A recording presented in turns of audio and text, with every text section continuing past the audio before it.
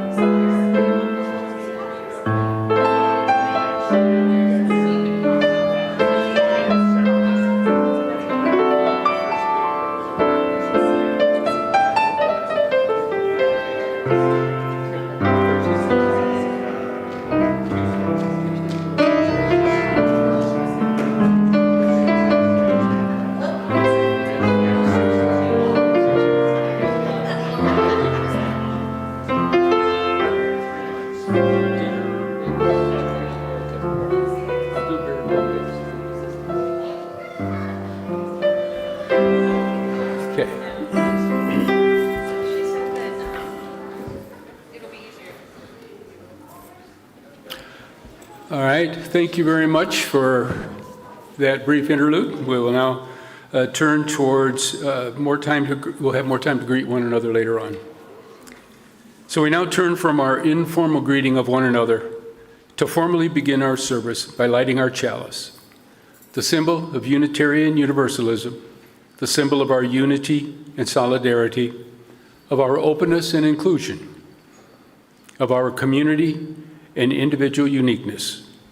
May this small flame be our offering of warmth to those who are cold and alone, and a light to those in darkness. And may it be a flame that ignites justice in our world, and a beacon of hope to those in need. And may it reflect at least a spark of truth wherever truth has been lost, and cast a healthy shadow of doubt where it's been found.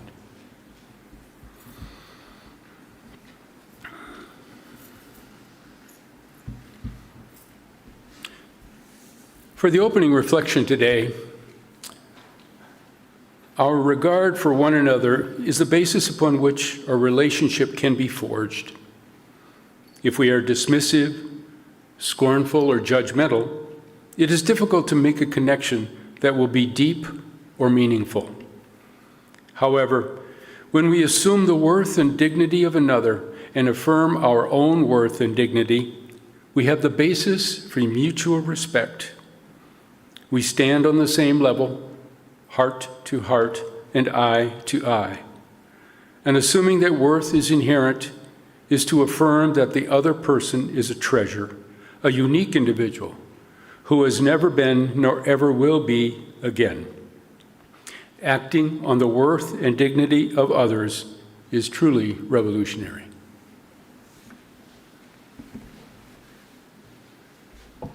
Okay, you can stand and feel free to sing with us. It is 118 in your hymnal book. So there should be a hymnal book behind your chair. Or under it. 118. This little light of mine. And then, of course, I'm sure you know it. You can't find it. Cool.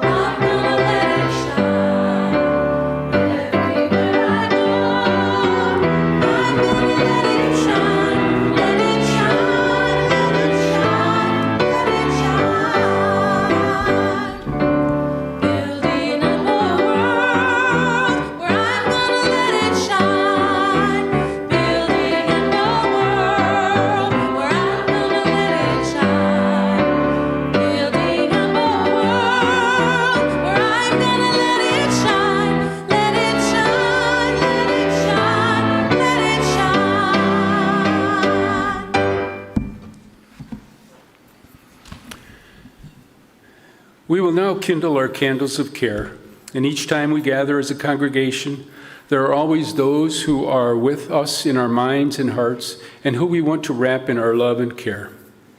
We kindle candles for the families in the Gaza suffering from the impact and loss of aid, as well as others involved in the Middle East, the Far East, and Ukraine.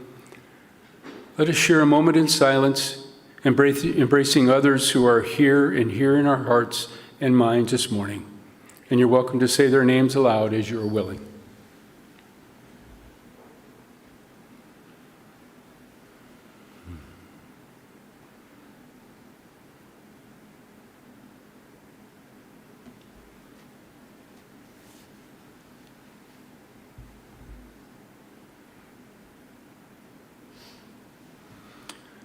Those named aloud, and those embraced in our silence, and all those who are suffering elsewhere in our world at this hour, we hold in our community of compassion. In your order of service today, there is an envelope, and our special collection for this month of December is for our ministry's discretionary fund. It is sometimes informally referred to as the sharing fund because Reverend Eckloff primarily uses this fund to help those who find themselves in financial need, especially members of our church community. It is one way our minister can, from time to time, anonymously extend the generosity of our congregation to those among us who may need a helping hand.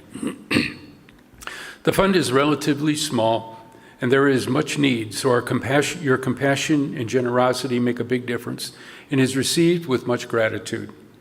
You can put your donation in the envelope, but don't seal it. We'll reuse that envelope. We now gratefully give and receive this morning's offering, which sustains this community and its mission to the larger world. And we don't have the kids here to sing Frosty with us, so I'm just going to do a little candle.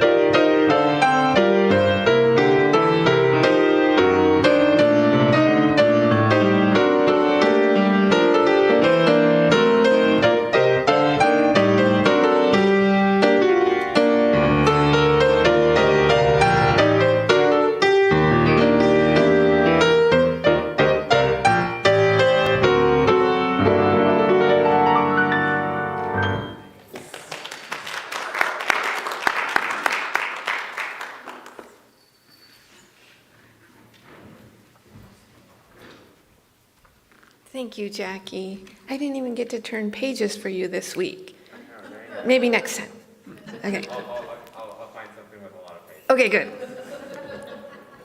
Good morning, everyone. Well, once again, it is Reading Across the Lifespan Sunday, so welcome. I want to start today by noticing something kind of wonderful and kind of strange about reading. Every single one of us learned to read with someone else. It is literally impossible to teach yourself to read. Reading is never solitary at the beginning. Someone sat beside us. Someone sounded out words with us. Someone read to us and with us long before we could read for ourselves. Reading begins in community. And yet, once everyone in a family can read, we often go our own ways with our books, even if we remain avid readers, and we stop reading together. This is such a loss, because reading together isn't just about sounding out words on a page, or completing a required assignment for school, or even reaching that so-called and ridiculously labeled reading level meant to match your age and grade. It's about sharing stories, laughter, questions, and imagination. It's about slowing down enough to be in the same place, to be truly present in the moment, physically and emotionally. Reading together matters. When families read together, especially out loud, something special happens. Stories give us a shared language. They give us something to talk about that isn't homework, chores, or schedules. They let children hear rich language, and they let adults rediscover it. And I can almost guarantee that even if you grew up a reader, there are engaging and thoughtful stories that you missed along the way, or stories that when reread as an adult, you experience differently with all your grown-up wisdom.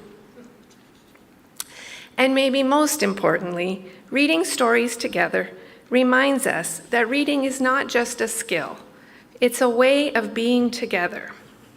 The holidays, especially the darker, colder evenings, can be a perfect time to begin a new tradition. Imagine this: after dinner, after dishes, pajamas on, or at least your coziest slippers, blankets out, lights a little lower. Everyone gathered in the same room, not because they have to be, but because they want to be. A chapter read aloud, a story listened to together, even just 10 or 15 minutes. That kind of evening stays with you. That is exactly what my family did when my son was young. We created something that we called Family Assembled Reading Time. Now, it's probably not appropriate to say that acronym for that, F-A-R-T, in church, so I won't. But we can spell it. Yes, every evening after dinner, my son would joyfully announce, "It's time to F-A-R-T." And honestly, it worked, because it wasn't about perfection. It was about showing up together, sometimes reading our own books, sometimes reading aloud, sometimes listening to a wonderfully narrated audiobook from the library, sprawled out on the floor. This morning, I want to help make that kind of moment possible for the families in our community. So during RE today, each family unit, siblings or only children, as my son was, will be invited to take home one of these carefully chosen books by the staff at Wishing Tree Bookstore. These are stories meant to be read aloud and enjoyed together. They're full of adventure, imagination, humor, and heart. Real keepers for a home library meant to be returned to again and again, like a favorite film or song. If you're a grown-up without a child in RE, or you're watching from afar this morning and want to participate, here are the titles I'm recommending. The Wild Robot by Peter Brown, The Eyes and the Impossible by David Eggers, The Miraculous Journey of Edward Tulane by Kate DiCamillo, The Undead Fox of Deadwood Forest by Aubrey Hartman, Impossible Creatures by Catherine Rundell, Willowdean by Catherine Applegate, and Wish Tree, also by Catherine Applegate. My hope is that one of these stories might become part of an evening you remember, not because it was fancy or perfect, but because you were together. May your holidays include warmth and rest. May your homes be filled with stories, and may reading together, however you do it, bring you closer to one another.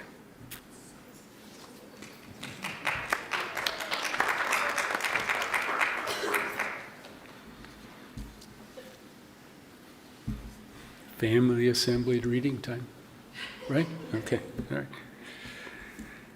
I want to welcome you now to a moment of tranquility and self-reflection.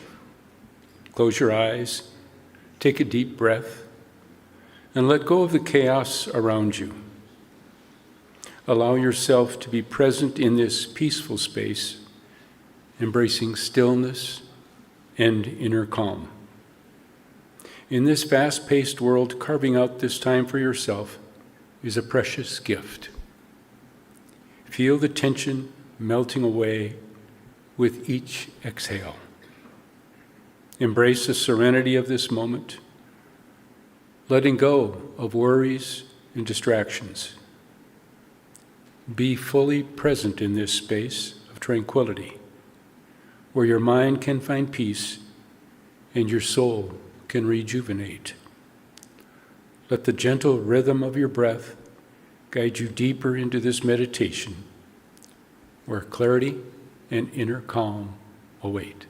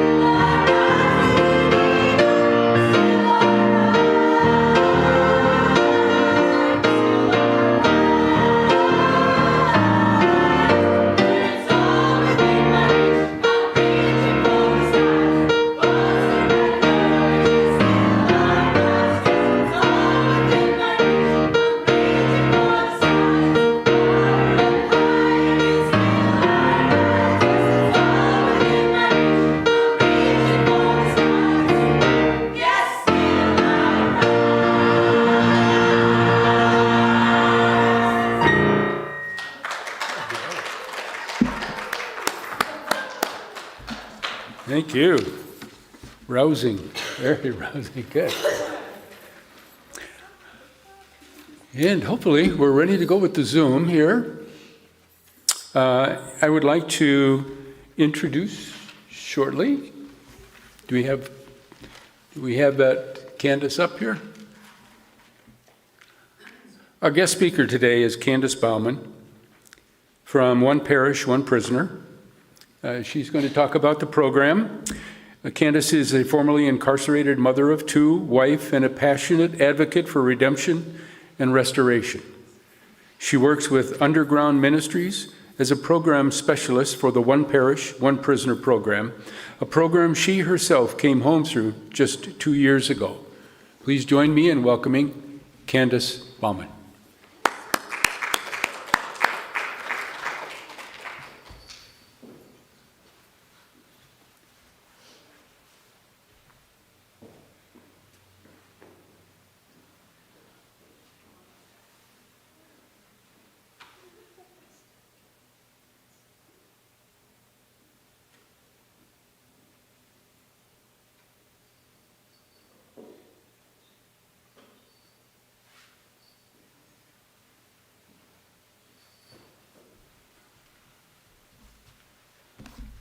Does she have audio? I thought she was, just a minute.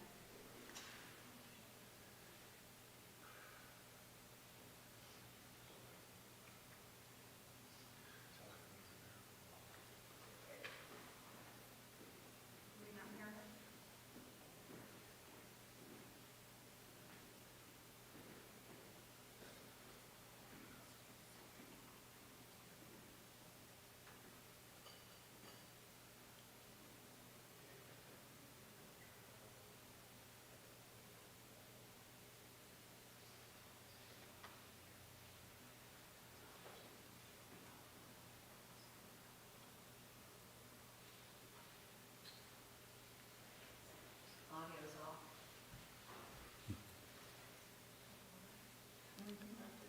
Click the little red audio down in the bottom left again once, unclick that and see.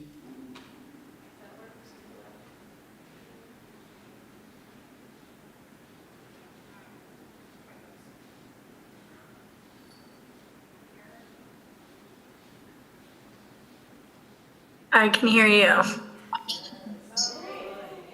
Oh. Good morning. Good morning.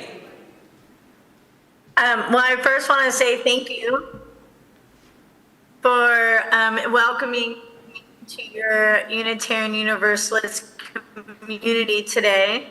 I can't see the congregation, so I'm just going to believe that you can all see me. Well, first I want to say my name is Candice Baughman, and I'm formerly incarcerated. I did 7 years at Washington Correction Center for Women, and I released 2 years ago. But ultimately, that's not all I am. I'm also a mother of 2 teenage boys. I'm a wife, husband Michael Sharon. I'm also a student at Adams State University and an employee at Underground Ministries. And that's why I'm here today, actually, is to talk to you about the program I work for, One Parish, One Prisoner. This program I came home through myself 2 years ago. And I want to say that the belonging I received from One Parish, One Prisoner is really what saved my life. See, belonging is choosing to stay connected to one another, even when it's probably easier to turn away. And the isolation that I experienced in my life, first through domestic violence and addiction, and then later incarceration, really shrinks your world. And it makes you question your instincts and your voice and even your worth. And isolation became my new normal as I tried to navigate 7 years of incarceration. And you really start to question what reality is, or what you can do, or who you are and how you can handle things. And over time, you maybe even start to believe, like I did, that maybe you're not worth it or you can't do something. Being separated from community really reduced the amount of people I knew and support network. It restricted the relationships I had, and losing your freedom is probably the worst way to try to get sober or learn some self-worth. But One Parish One Prisoner was the program that I applied for about 2 years before I got out. And when I first applied for this program, I was still asking myself in my head, can I survive when I get out? Do people still see me as a normal person or human? And this question is something that a lot of justice impacted people carry. It's also a question that survivors of domestic violence carry. And honestly, it's a question that many people at different points in their lives have, is, do I still belong? Belonging is a human need and an unexpected kind of community. What changed my life was not a program. The One Parish, One Prisoner is a program, but it's not the program that changed my life. It wasn't a checklist or somebody trying to save me. It was a relationship. And it was the relationship with my One Parish, One Prisoner team. A group of people that I'd never met that chose to walk alongside me while I was still incarcerated. They wrote letters, they showed up consistently, they came to visiting, and they listened. They listened to my struggles with my son, they listened to my mental health struggles, and they listened to my fears. They didn't try to fix me.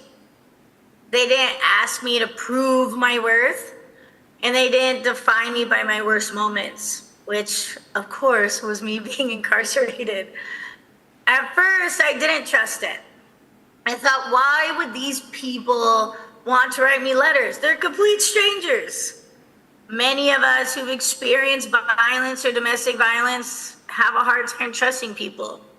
And we've learned that care often is conditional, or love can disappear at any moment that maybe it gets uncomfortable. I waited for these 7 people to leave, to stop writing me, but they didn't. They stayed. And in staying, something began to heal that I didn't even have words for yet. In that, belonging became an interdependence. And I've learned that the Unitarian Universalist teaches this interdependence web of all existence, that we are all very much connected, whether we acknowledge it or not. What those relationships taught me is that interdependence is not weakness, it's wisdom. We don't heal alone, we don't transform or change alone, but we become whole together. When people chose to walk with me, they were not just helping me, they were living into their own humanity.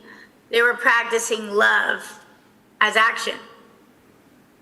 When I was released, the people who had walked with me inside with my congregation through the One Parish One Prisoner program, they showed up outside also.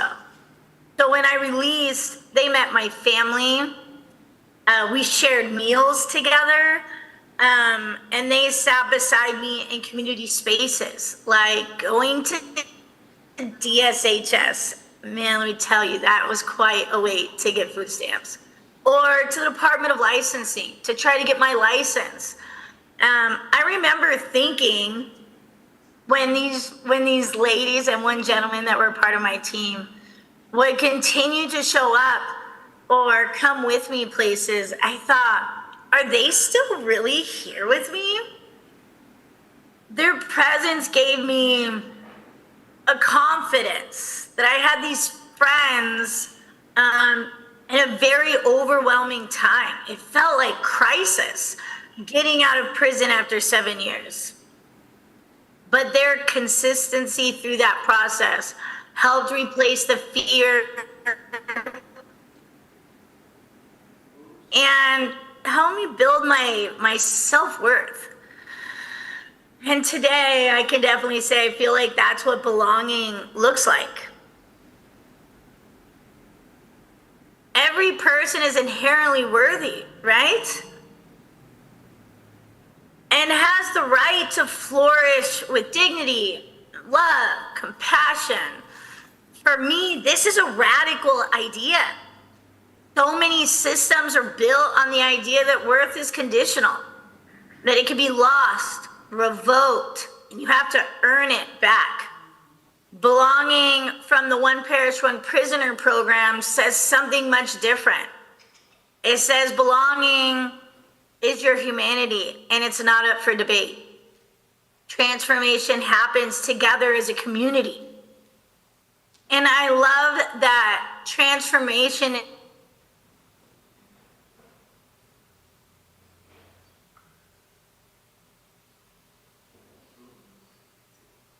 is one of your shared values. Okay, you still hear me?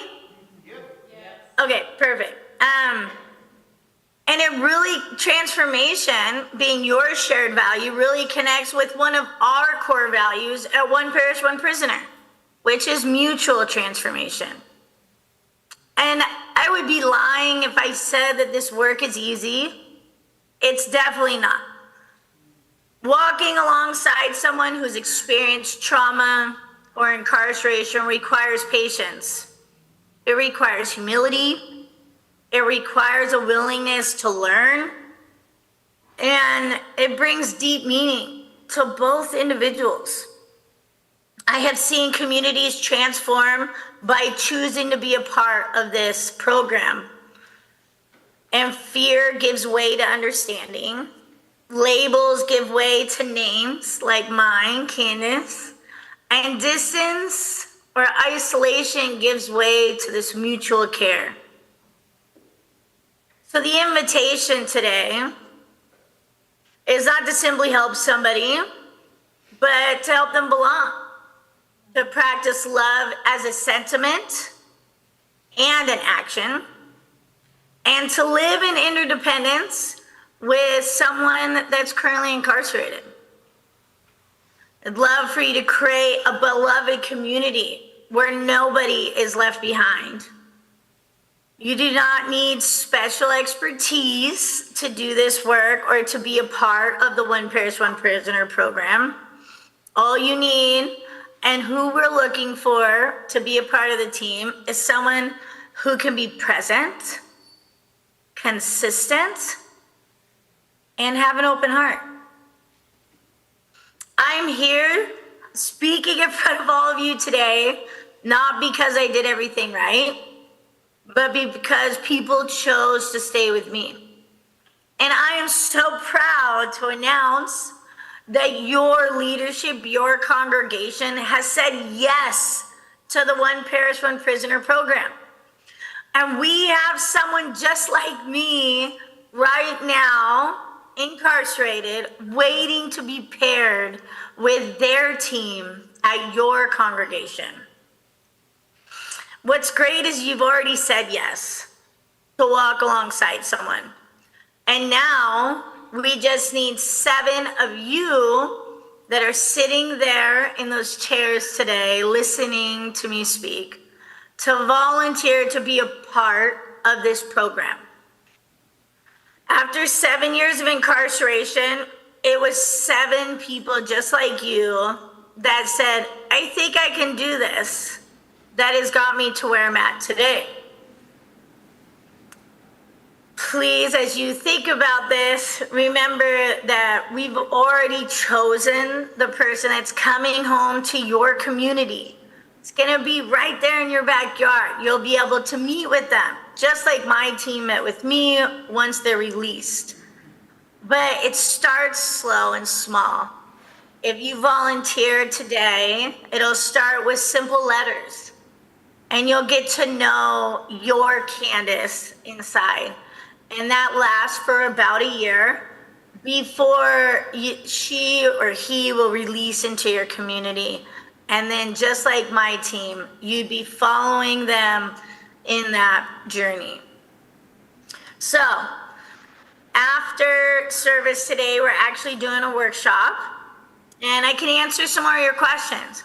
Tell you a little bit more about the ins and outs of what it looks like to be a part of a One Parish, One Prisoner team. And you could ask your questions.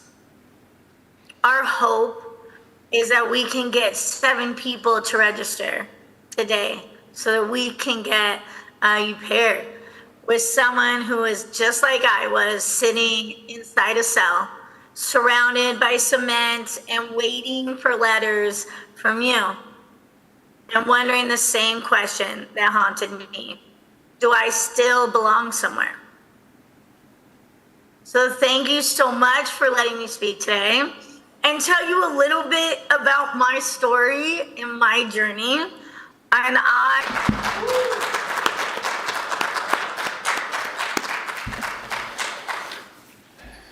Yeah. Mm-hmm.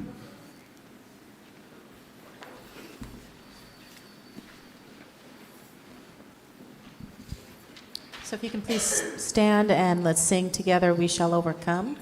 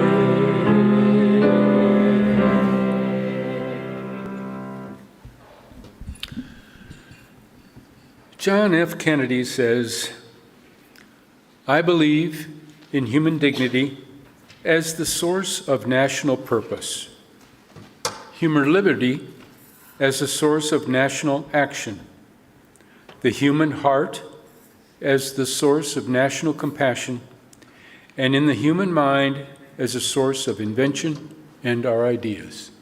Amen. Blessed be. Salam alaikum and shalom.